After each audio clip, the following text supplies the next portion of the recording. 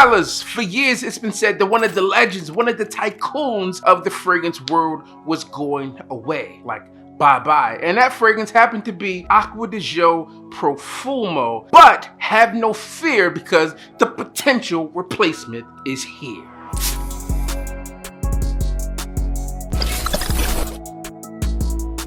Yes, B-Gang, it is that time. I have in hand Acqua Di Gio Parfum. All right, so this one is the latest release from the house of Armani in terms of the Acqua Di Gio lineup. Last year we saw that they released the Eau de Parfum version, which was amazing. And although this one doesn't say Profumo, when I think of what Acqua Di Gio could have been or should have been with that Profumo lineup, then this is one of those fragrances I believe stood out. Now, I say that in terms of maybe, because who knows, maybe they might release an Acqua Di Gio Profumo Parfum down the line. But let's talk about this one here. As I open this up, let me give you a quick story. I guess back in May, I was traveling to West Texas, and I happened to be at San Angelo. If you ever go to the mall of San Angelo, you know it's trash. You've probably never been there. But I digress. This fragrance here came up by way of conversation with one of the guys who were with me. He said, hey man, I was out fragrance shopping, and I said, what would make Buck proud? And he said, I picked up the latest version of Acqua Di Gio, Acqua Di Gio, whatever they call it, and it happened to be a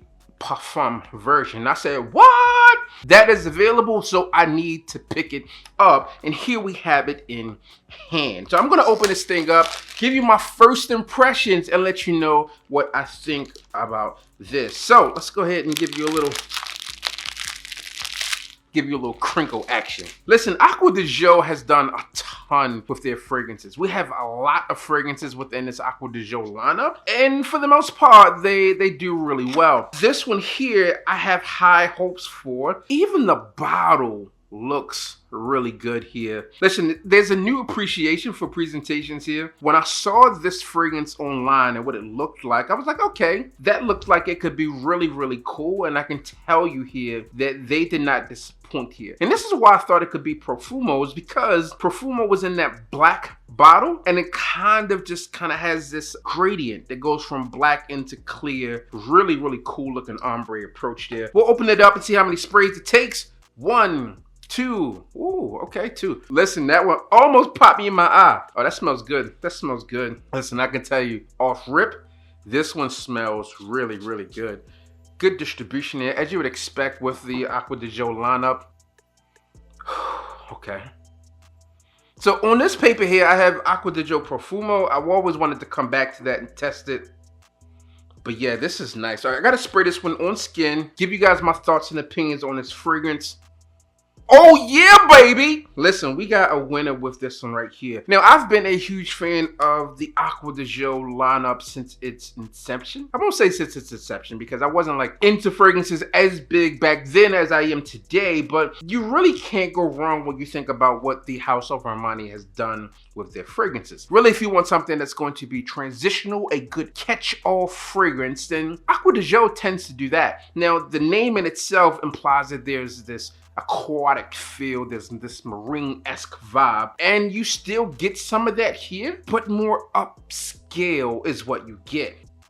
Oh, that's nice. On first spray of this fragrance, besides almost getting it in the eye, I got that immediate freshness that we've come to expect from the Acqua Di Gio series. Now, there's this clean, airy, wispy vibe that you get with this scent, and when you spray it on skin, it's alive, it's present, and it says that I'm here, but I'm also here to do the job. And what I mean is that I get this professional approach with this fragrance, just like you would expect. I would feel confident wearing this fragrance into the office. I would also feel confident wearing this fragrance casually as well to a date night for sure. Now let's unpack this a little bit more. So as I mentioned, the guy who was with me said, hey man, I did something I thought would make you proud, and I checked out this fragrance, I purchased it, And boom, there we have it. Now, when I look at this presentation, as I mentioned, it does do callbacks to Acqua Di Gio Profumo. And when you do some digging and you look at the note breakdown for this fragrance, it is similar to that as well. Now, according to Selfridges, this fragrance has bergamot in the top here. But you also, when you compare that back to something that you would find on Fragrantica, it also says that it has that bergamot, but it also says that it has that marine accord. Now, as you would expect with a fragrance like Acqua Di Gio, there's a marine accord to be expected